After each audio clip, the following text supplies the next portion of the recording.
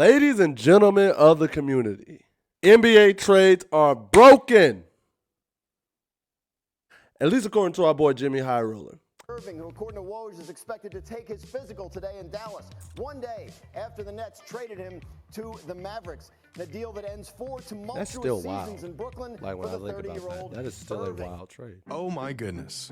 The Nets really just traded Kyrie Irving to the Dallas Mavericks. This is huge. Luka's finally gonna get some help. Kyrie is free. But what's Kevin Durant gonna do? He's trapped in Brooklyn with Brick Shot Ben. He's playing at an all-time level right now. How is he going to dig the Nets out of this one? Breaking news, the Nets are not, they're no more, at least as they started this season. I'm not even going to lie to y'all. I dead thought for a split second that Kevin Durant wasn't going to leave. At least until the offseason. At least until the offseason. My man's dipped out 48 hours later. Nah, first 48. Mans was gone. Gone, bro. Like, wildness. Kevin Durant is headed to Phoenix. Well, that escalated quickly. In a matter God. of 72 hours, the Nets went from having 2 generational players and real hopes at a title to having Cam Johnson answer triple single himself. The Nets just went from legitimate Ben Simmons is contenders trash. to a full-blown rebuild in literally 3 stand by it. days. NBA trades are broken, and I don't know if there's a way to fix them. What you mean, Jimmy? Today's video is sponsored by DraftKings. I ain't sponsored by DraftKings, y'all. I ain't sponsored by DraftKings, so I got to kind of fast forward. Unless, hey, DraftKings, slide in my DM right here, right here. TornadoMcRae, go ahead. Slide in, talk to me. Let's see what we got going on. What do you get when you combine an all-time great offensive talent with one of the greatest players of all time with arguably the most skilled player to ever touch a basketball? Not a and damn championship thing. pedigree? You get 7 playoff wins, 2 first-round sweeps, and the biggest disappointment of a team in NBA history. And that's no exaggeration. This Nets team that has quickly came and went over the last 3 seasons is without a doubt the biggest flop of a team I have ever seen. 3 generational talents in their prime, all teaming up in a league that was wide open for any team to rise above the rest. And somehow, this trio and then duo fell flat time and time again. The culmination of this ultra-talented 1-2 punch?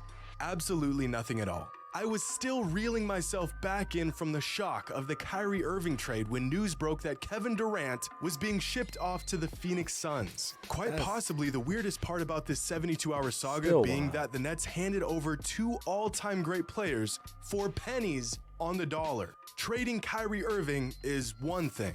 At the end of the day, I get it. The man didn't want to be there. The writing was on the wall. Got to get what you can out of the inevitable transaction. But Kevin Durant? KD, the Slim Reaper, you couldn't waterboard me into trading that man. You could dangle me by my ankles off the face of a 10-story building.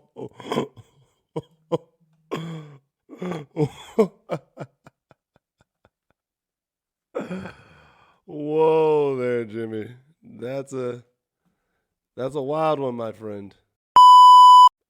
Don't know what that was, but hey, yo, Jimmy. Whoa there, Jimmy. You couldn't be waterboarded to trade KD? You were better than me. If I'm getting waterboarded, bro's gotta go. You might have lost me there. Mob style, and I'd say my prayers before trading away Kevin freaking Durant. But no, instead, the Nets opted to take what they could and decided that now is the time to start a rebuild. What did they get in return for the mega duo of Kevin Durant and Kyrie Irving? Well, let's see here. Mikal Bridges, Spencer Dinwiddie, 2 solid players, a guy that doesn't play basketball, 2 future first-round picks, and 5 8th graders. I mean, this is getting out of hand.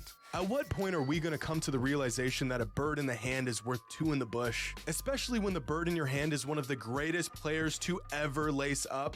I get it, distressed asset and whatnot, but do you know how rare it is to have a player like Kevin Durant playing for your organization? There are teams that have never, ever had a player like Kyrie Irving or Kevin Durant play for their team. And not only did the Nets get honestly nothing out of these guys, they got little in return for these guys. Now sure, that's a whole lot of picks that very well could become great players in the future. But do you know the odds of drafting a player of Kevin Durant's caliber? Well, considering there's maybe 12 guys in the history of basketball that were better than him, I'd say the odds are slim to none.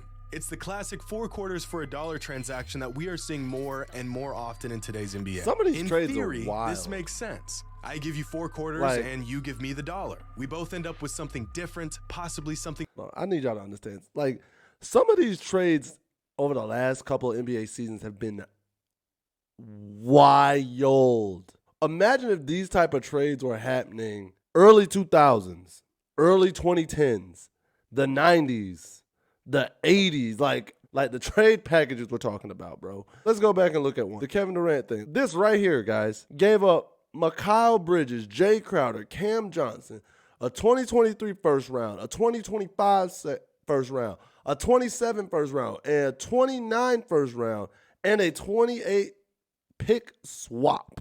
That is what KD generated for one player. And I think they got somebody else in that too. I can't remember who exactly they got with KD. But I'm just saying, you look at that. Imagine if trade packages like this would happen when LeBron first did the trade from Cleveland to Miami. Imagine if trade packages like this when Kobe was trying to get traded from the Lakers back in 2007. Imagine if Jordan demanded a trade. You think he couldn't have pulled something like this? Bird, Magic, Kareem, Oscar, early Shaq. Owners were not even trying to give up stuff like this. Now they just do it willy-nilly, but I digress. We could be here all day, bro. Let's get back to it. Better than him, I'd say the odds are slim. It's a bit better for both of us, and we end up with assets of equal value. Except this isn't in theory.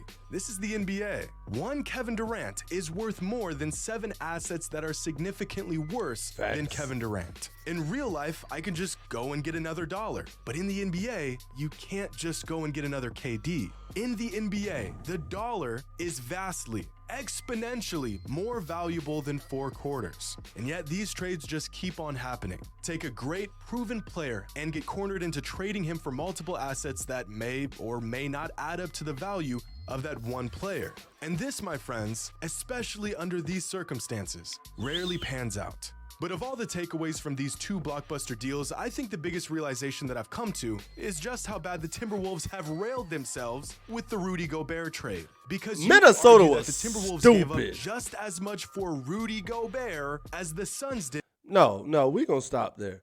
Minnesota was stupid. And everybody in the NBA community knew it. Everybody in the NBA community knew it. That was a dumb trade to give all of that up for Rudy Gobert. Utah was smart to take all that. Like, Utah was like, oh, you gonna give us all of this just for Rudy? What? Okay. Like, those are assets we can finesse and do whatever we gotta do. That was dumb, bro. That's why Minnesota's never gonna win. Or at least they will not win for a good amount of time.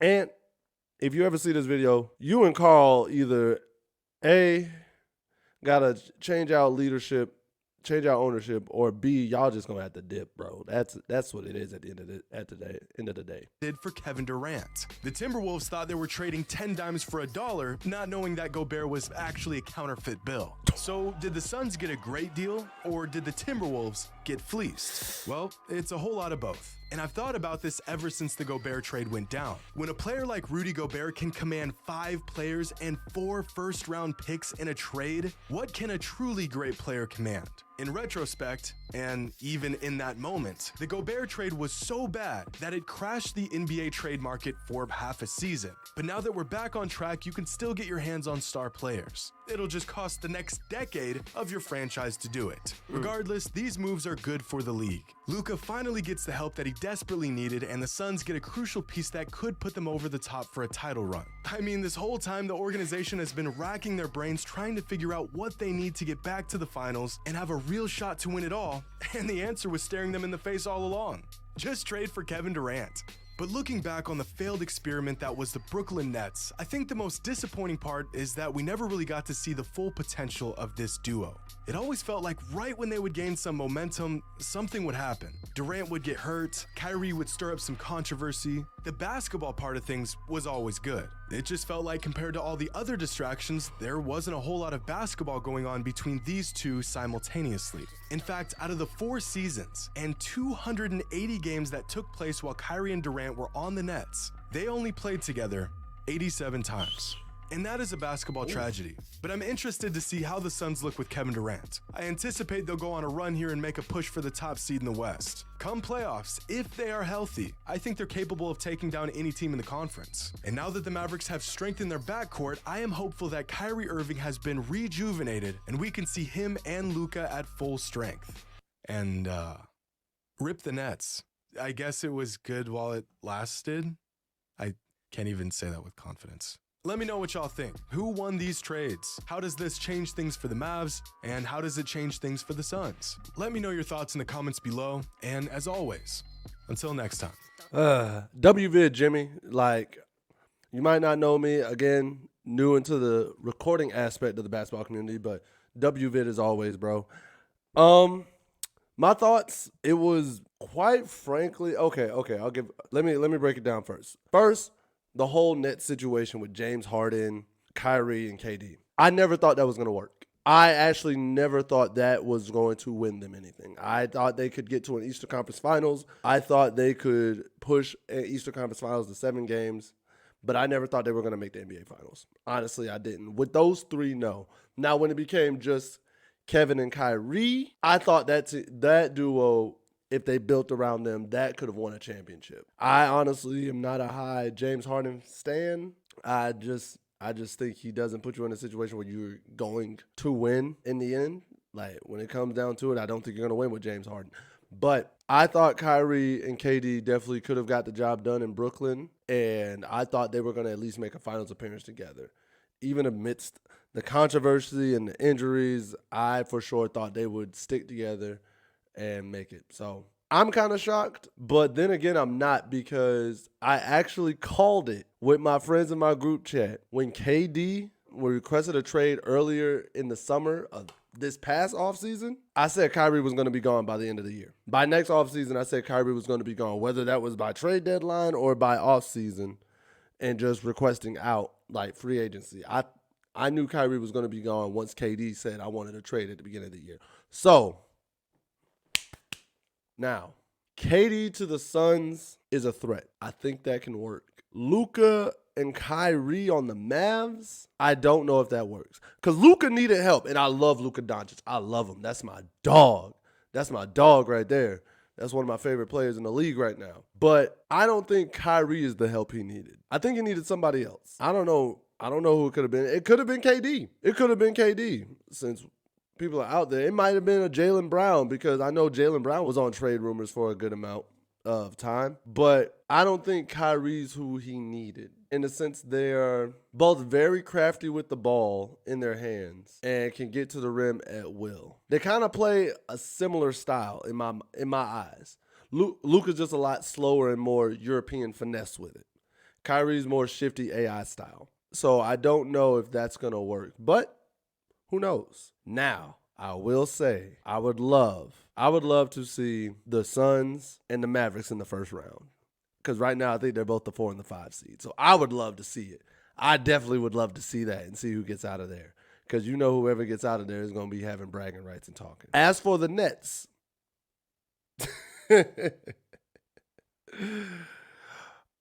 good luck with Ben. Y'all got a point guard that don't shoot. Oh, my God. I would have traded Ben. All right, guys, we've reached the end of the video. If you enjoyed this type of content from me, make sure you like, share, subscribe. Do everything you got to do for this, and then tell me what you want to see, and I'll post more of it. But you guys know what it is. I'm just a skinny brother with 2 tats. Peace. Much love to you. I'm out.